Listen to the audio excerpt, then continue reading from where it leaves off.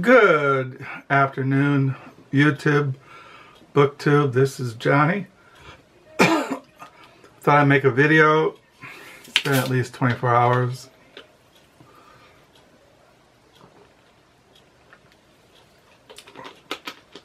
Every time I get a dry throat, I think I got the virus. Every time I cough or sneeze, I thought, oh, this is it. But thus far, the Lord has been merciful. So here in West Michigan, it is April the 15th, 2020. It is about 4:21 in the afternoon. This is the clock. Did I see the clock?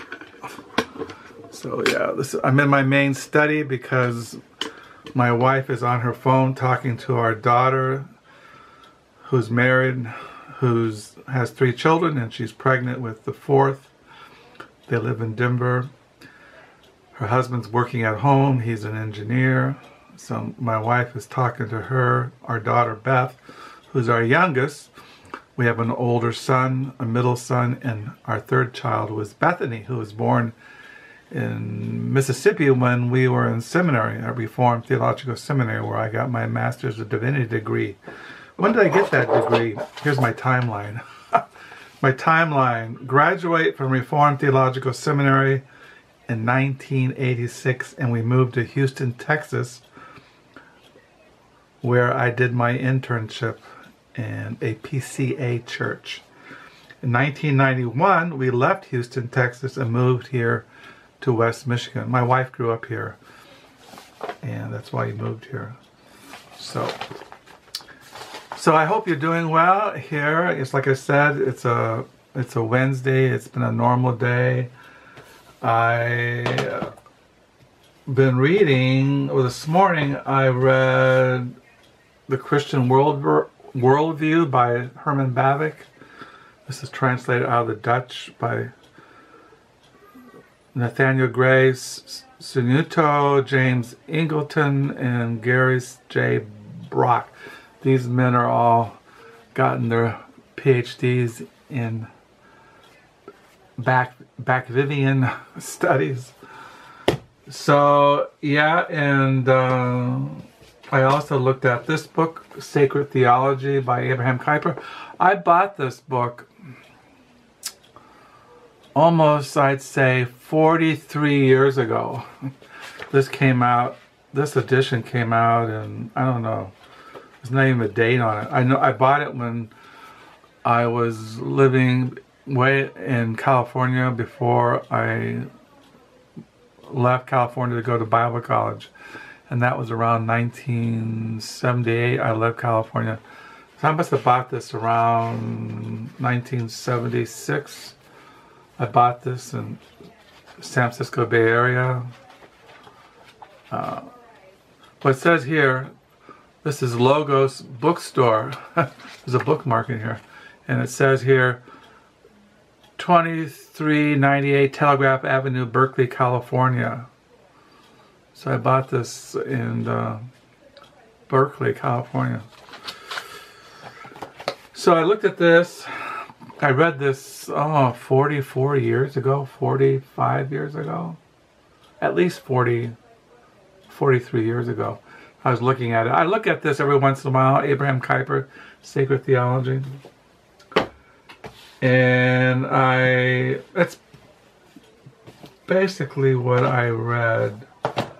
Oh yeah, I also read Charles Bukowski, Screams from the Balcony, Selected Letters, 1960 to 1970, edited by Seamus Cooney. Now, after I made my last video, when I make videos, I have this assumption that you know who Charles Bukowski is. He was a poet, and he wrote 40 books of poetry. I mean, just look at them all. There's a list of them. And I don't buy him new. If I see them used at thrift stores or used book sales or at the Book Nook, the library used bookstore, I get them. My wife found this at a local free little library here in the neighborhood and brought it home for me. I also have this little DVD on Bukowski, Born into That and This, a film by John Duggan. There's a picture of him in the back. I also have, with this one, I also have a DVD, What Happened to Jack Kerouac. As you know, I'm really into Jack Kerouac. I have all kinds of books here by Jack Kerouac and about On the Road and his writings and biographies here in the study, which I've shown in past videos. And I read last night Personal History by Katharine Graham, who was the famous for owning the Washington Post, who she hired Ben Bradlee to be the senior editor back in about 1969. He's passed away, but I've been reading this. Yours in Truth, a personal portrait of Ben Bradlee, legendary editor of the Washington Post by Jeff Himmelman. Talk about the Washington Post. I think I've said that my brother is a photographer for the Washington Post. He travels around the country taking photos and doing stories. Well, he takes the photos for the stories that are in the Washington Post. If you go to the Washington Post website, my brother's name is Michael Williamson. We both had different fathers, same mother but different fathers, and his name is Michael Williamson. He works for the Washington Post. He has for a long time. And yeah, he's won Pulitzer Prizes and all kinds of journalistic awards. But one thing I wanted to do is I got a package in the mail. I thought I would open up this package. I mentioned I was going to get books in the mail this week, and I thought I'd show them. I know what they are because I ordered them from the Hamilton Books. They get them for discount. And I like biographies. These are biographies if you want to know what they are. And so yeah, these are biographies. And the first biography is a biography that I've been wanting for a long time. Now today, before I started making this video, I had another biography on this person down in the lower level, down in the library, and I looked for over 2 hours looking for it so I could show both of them, the one I got in the mail and the one I had already, but I could not find it. But I did find a biography that I've been looking for a long time on Philip Glass, the very famous avant-garde composer. I found his memoir. So I've been looking for that, Philip Glass's memoir. I should have showed that, but I forgot. But anyway, this is the biography, one of the biographies. It's called Mr. Lear, A Life of Art and Nonsense by Jenny Uglow. I have several biographies written by Jenny Uglow, and I really like her biographies. I have her biography, Hogarth, A Life in a World. He wrote a biography, The Lunar Men, 5 Friends Whose Curiosity Changed the World. That's the one I read a couple years ago. I have The Pinecone, The Story of Sarah Losh. And so, yeah, she's written a lot. She wrote a biography on George Eliot, which I probably would like to have. She wrote a biography on Henry Filling, Dr. Johnson, His Club, and Other Friends. She's a very famous British biographer.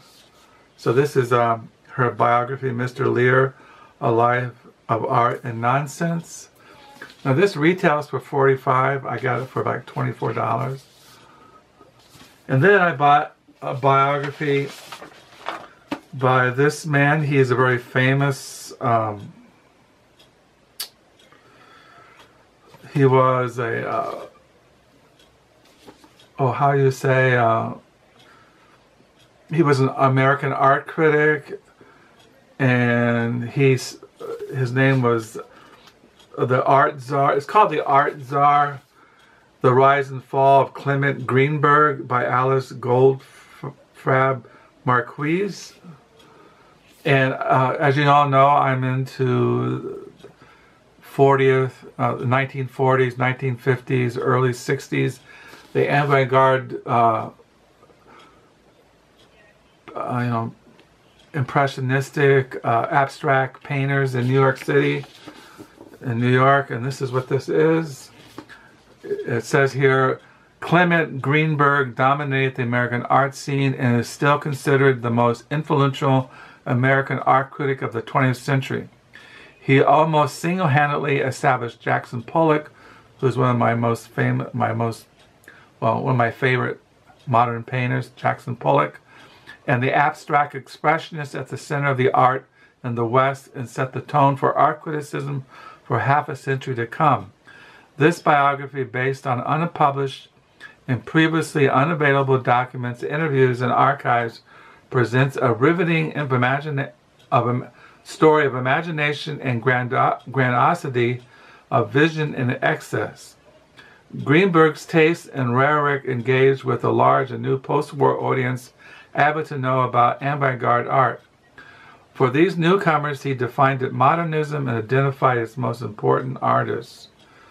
With clarity and insight, Alice Goldfarb Marquis, author of the widely acclaimed Marcel Duchamp, The Bachelor Strap Bear, in Art Lessons, presents Greenberg's complex relations with numerous friends, lovers, and rivals, including Pollock, Lee Kirchner, Helen Frankenthaler, and Harold Rosenberg. It also recreates the heady art scene in America from 1940s to the 1980s, detailing how a generation of critics with Greenberg's at the helm used personal conviction and innate notions of taste to define the course of modern art. So these are the two biographies I got in the mail today. So that's what I got in the mail. The bill here, I got the bill. No, I don't see the bill. Anyway, it came to about $28. So, thought I'd show those. The Art Czar, The Rise and Fall of Clement Greenberg by Alice Goldfarb Marquis. And I got Mr. Lear, A Life of Art and Nonsense by Jenny Uglow. It says, Edmund Lear is a renowned English artist, musician, author, and poet, lived a vivid, fascinating life, but confessed, I hardly enjoy any one thing on earth while it is present. He was a man in a hurry, running about on railroads from London to country estates and boarding steamships to Italy, Kuyper, India, and Palestine. He is still loved for his nonsense, from starting joyous limericks to great love poems like The Owl and the Pussycat. The Dawn with a Luminous Noise. He is famous too for his brilliant natural history painting. See his paintings. See if there's any else illustrations in here. Let me see anything here natural. So yeah, he was a naturalist. He did drawings. Let me see. I can find a drawing or something. Anyway, says here, he is famous too for his brilliant natural history of paintings, landscapes, and travel writing. But although Lear belongs solidly to the Darwin and Dickens, he gave Queen Victoria drawing lessons, and his many friends included Tennyson, the pre-Raphaelite painters.